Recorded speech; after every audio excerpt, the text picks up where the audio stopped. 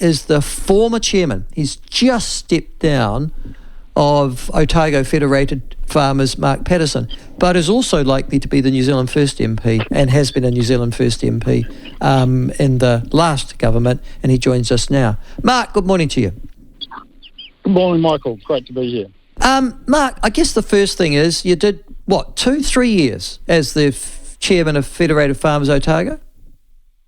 I've done a couple of years after the parliamentary term that you referenced earlier, and I've stood down to seek nomination for New Zealand First for the election coming up, so we'll see how that goes.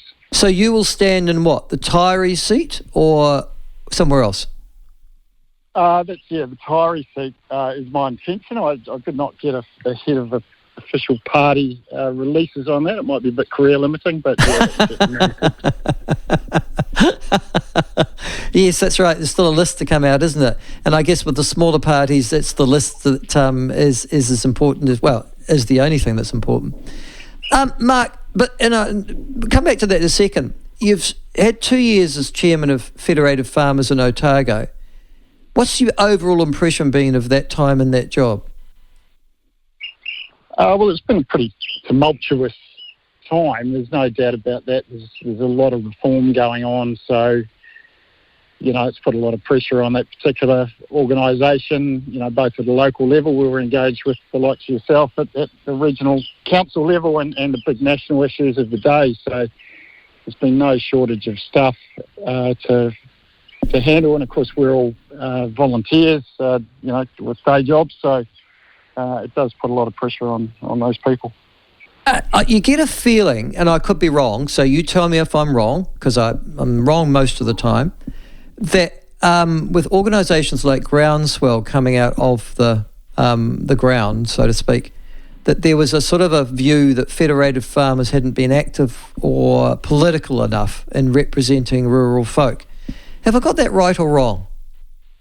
Yeah, no, you're on this occasion you are right. God. Groundswell provided a a bit of a touchstone for Federated Farmers. There was clearly a little bit of an uprising going on in rural areas where some farmers particularly didn't think Feds were doing enough, and certainly were really concerned about where the government was going. Alternatively, the other side of it is you've got some more perhaps progressive end of farming that are perhaps more on board with the direction of travel that, so it's a really difficult balance to strike. As an organisation, we're reliant on people paying a not inconsiderable sub to fund activities. So, yeah, it has been a really challenging time for Feds and Groundswell, almost like an opposition party, but keeping Feds' feet to the fire. So, it's been a positive thing to have that feedback and touchstone. Yeah, and I guess the reason that Groundswell got out there was because, please don't take this isn't intended at you, but Federated Farmers in Wellington have set up their office there, they've got all their staff there, they've got all their policy staff and stuff like that there. You get the feeling that Wellington sort of infiltrated them, if you know what I mean, that the values of Wellington and of the civil bureaucracy became more important than the values that they were meant to be representing from the farm. That would be a relatively harsh criticism. The people on the board are all active farmers, so they're spending a fair bit of their time in with the boots on and dirt under their fingernails, and a lot of the policy staff are dispersed around the various provinces. But, I think you're right more broadly in the sense that, that Wellington bubble is a real thing, isn't it? And, it's pretty easy to be captured by it, and it's just a different ecosystem. And I think, going back to your Groundswell comment, I think that's probably where they did add some real value for Feds, just to keep reminding them that, who you're representing. Now, Federated Farmers, I first came across them as a very young callow Member of Parliament in Hawke's Bay. I had quite a bit of time for them. They're quite direct, as farming people are, and you come to appreciate that. But there was always a question mark around how many farmers they represented. It's a voluntary organisation, Federated Farmers. Roughly what percentage, and I mean, I don't know what to be in Otago, but roughly what percentage of farmers who are full-time farmers belong to Federated Farmers? I'm not sure whether I'm able to devolve sort of, private information, but I'd say broadly it would be about half. And, memberships, so pushing on $900 for the year. So, people need to feel like they're getting value for money. That's something that we've got to constantly continue to prove. But it is a bit of a frustration because obviously the farmers that are prepared to underwrite Federated Farmers operations are subsidising those that don't, even though they benefit equally from the outcomes. But I guess you'll know by your membership numbers whether you're doing a job, yeah?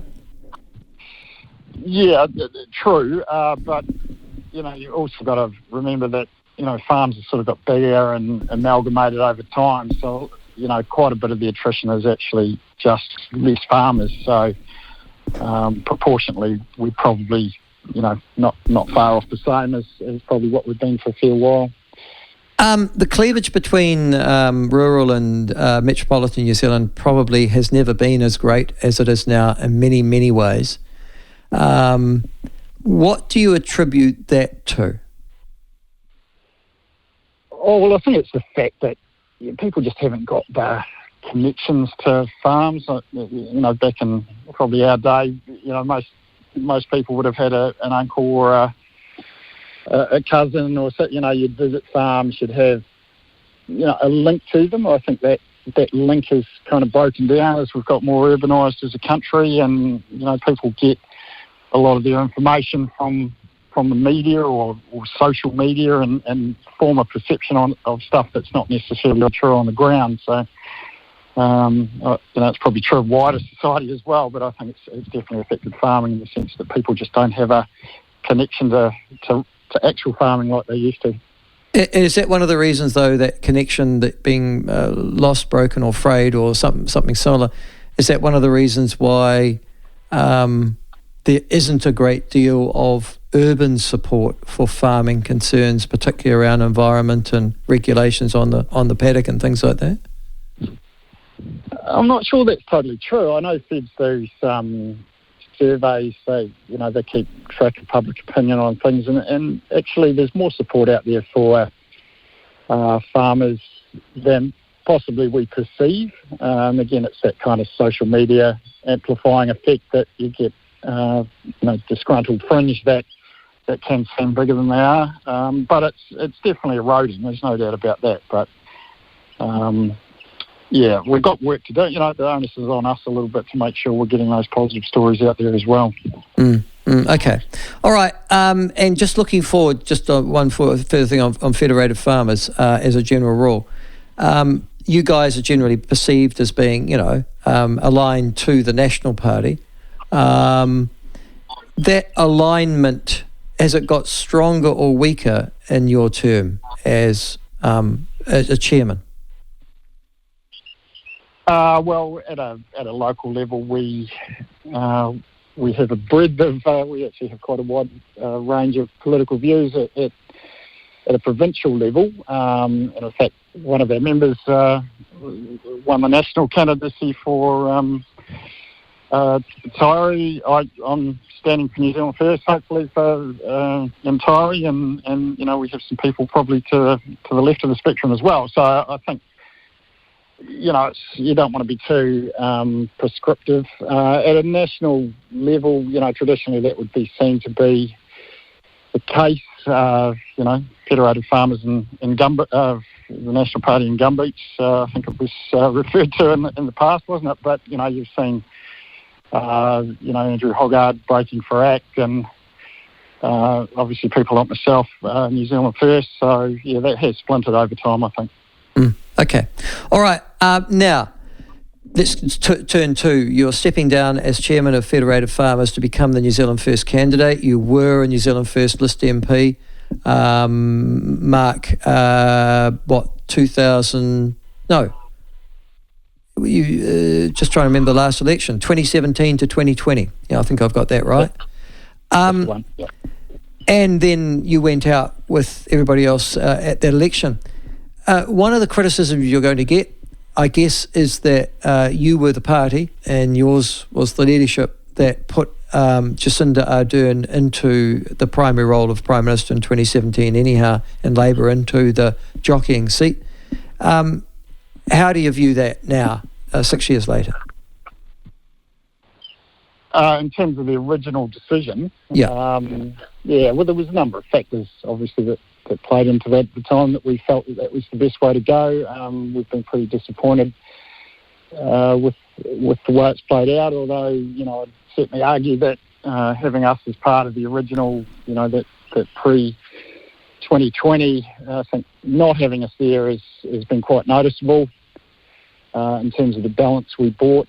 And, ultimately, there's 400,000 odd national supporters went from one camp to another. So, whilst we might have been the original instigators, certainly the voting public, there's been an election since then, the voting public had their say in 2020, and we are where we are. So, that's a fair point. Obviously, National lost of its supporters in the last election. And they lost it because of so much of their internecine civil war that they were fighting as well over their leadership. It's a fair point you make. Having said that, I'm now, and Winston has as a general rule, Winston Peters has always, ever since I've known him, that goes back to, God, a long, long time, too long to remember now, but from his first MMP election, he's always argued, let the voters speak, and then once we know the lay of the land on Saturday night, the negotiations for a government will start on the Sunday morning. Not so much this time. He is clearly indicating there are people he cannot work with. Yeah, well, it's a trust issue.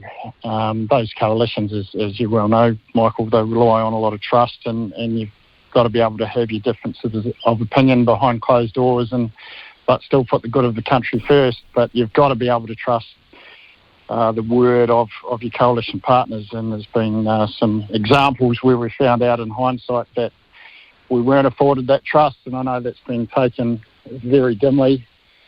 So it is a pretty significant shift, as you say. That's with the first time Winston's positioned the party going into an election like this, and frankly, if we hadn't, I probably wouldn't have stood myself or looked to stand myself, because I think there's certainly a cohort of New Zealanders looking for change, and I want to be part of that. But yeah, big shift, as you say. It really is. The problem, though, that Winston has, and New Zealand First, is that the ACT Party have always been, in some ways, and particularly David Seymour, its leader, have regarded New Zealand First as flaky, dodgy, untrustworthy themselves, and have made those accusations as recently as a couple of months ago over Hei Puapua. We'll talk about that a little bit later on. But is it realistic to think that New Zealand First can join a coalition of National and ACT were you to get to the 5% mark? Oh, absolutely. I mean, the history of New Zealand First is that we have been in, unlike ACT, I might say, who have never had a cabinet minister, we have been entrusted by, and worked at those levels of government and delivered some real benefits for New Zealand over time. So we're pretty confident in our track record. We've been there and done it. We'd like another opportunity.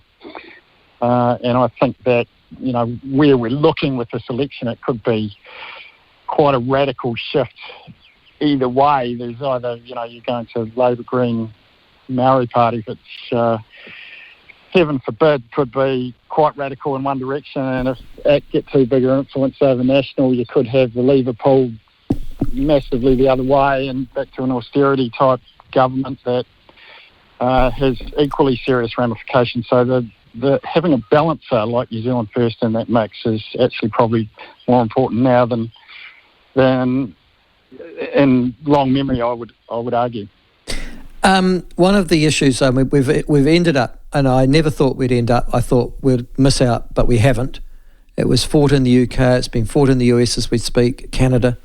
To a lesser extent Australia, but it's here now in a big way. A sort of culture war is starting to obliterate the concepts of right and left in terms of economic policy, but is making people line up on a sort of a conservative versus liberal, if you like, continuum. Where does New Zealand First position itself on those sorts of conflicts? Well, I mean, we've been, and, Winston in particular has been consistent throughout, a 40-year parliamentary career on this stuff, very at the conservative end of that argument. And you're right. I mean, I was at the end of Bull Sale a couple of days ago. We had a guy, a pillar of the community, that was just railing at me about having gone to the doctor and actually declaring himself to be Maori so he could get a free jab for, vaccination. Not because he couldn't afford it, but because he was absolutely incensed that it would be a question as to, based on race. And when you've got sensible, as I say, pillars of the community, you're really stirred up about things like that. You've got something wrong. So we've just gone a wee bit far in that direction. We need to keep some balance here. And I guess the other thing, Hei Purpura, is what we now know is that Shane Jones, I think, and Winston Peters were at the Cabinet Committee that commissioned it. I don't think they saw it. I think it's one thing to commission, that's fine, that's fair enough, you're allowed to do that. But it's one thing to then approve it. Hei Purpura has almost become a de facto, if you like, Trojan horse. No, it's not a Trojan horse, a guideline, if you like, for co-governance and not just in the water space. Winston's always been very strong on the fact there should not be apartheid in New Zealand. Do you expect him to make a big deal of this over the next 6 months? No, he'll be railing against that as he has for 40 years. But that's the problem, isn't it? I mean, no one really knows where this is going. The government has kind of hid this stuff from hiding it in plain sight, I guess, in some regards, but not being prepared to actually discuss what this is, what it means, and give everyday New Zealanders the ability to have some input.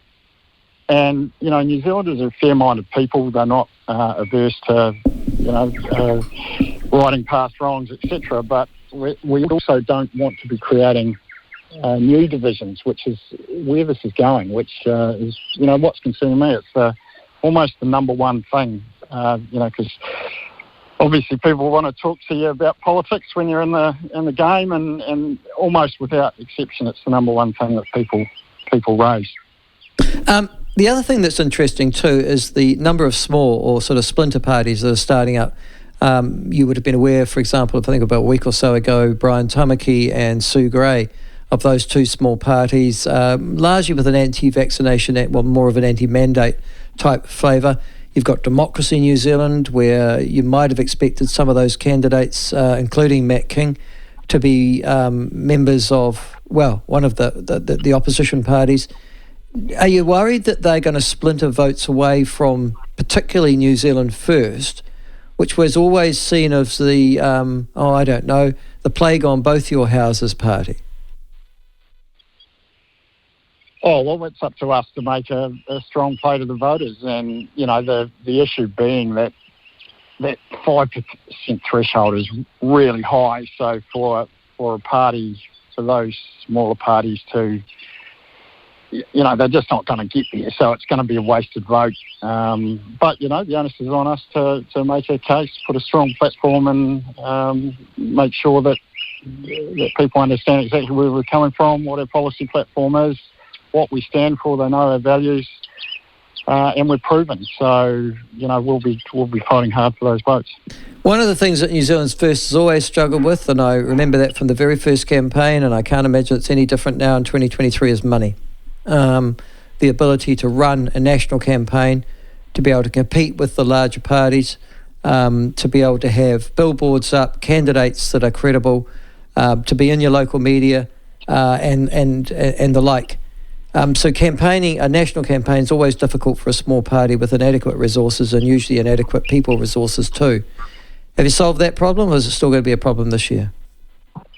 Yeah, well, it's always a problem. The issue around people resources, we actually have got probably the best administration that we've had, certainly in my time, easily. So we're particularly well run. The back room's going really well. I think fundraising not too bad. But I mean, the onus, if you haven't got, who was it that said, if you haven't got money, relevant, wasn't it? If you haven't got money, you've got to think. Or in politics, if you haven't got money, you just got to work harder. And I mean, Winston's round, the town halls, packing the town halls in every little provincial town and city in New Zealand, just doing the hard yards. And, I think people recognise that it's not always about the big flashy social media spend. Sometimes it's just about actually getting out and doing the hard yards and the old-fashioned way, and that's very much our domain.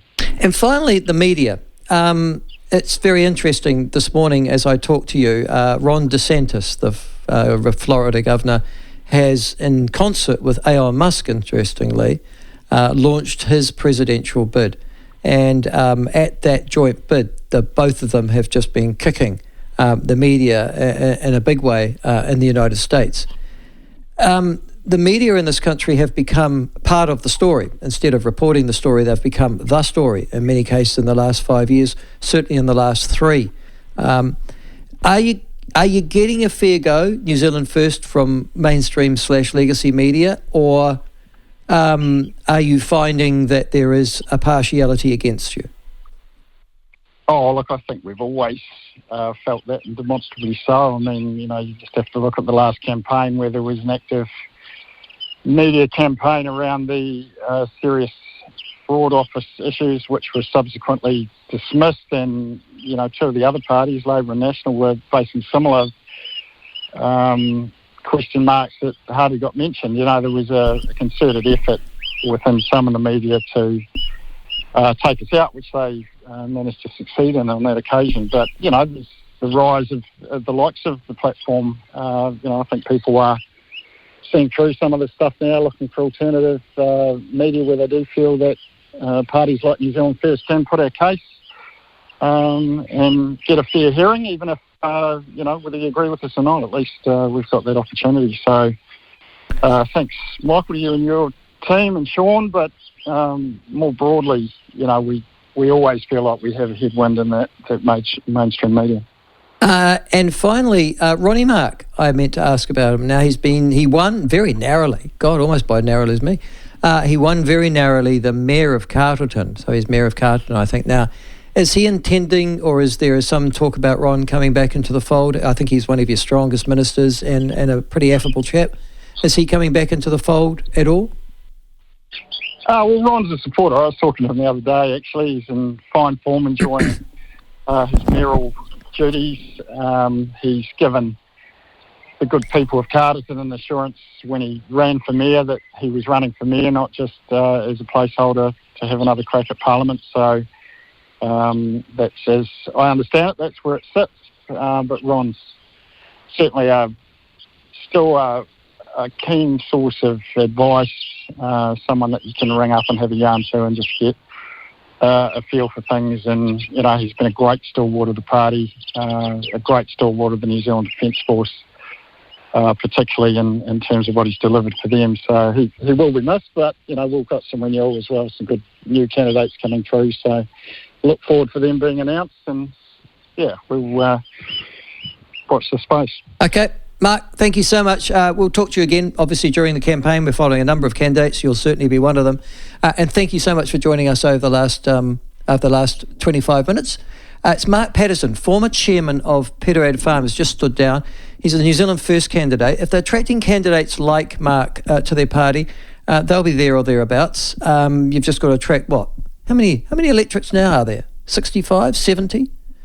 But yes, thank you, Mark. All right, now, your response to that?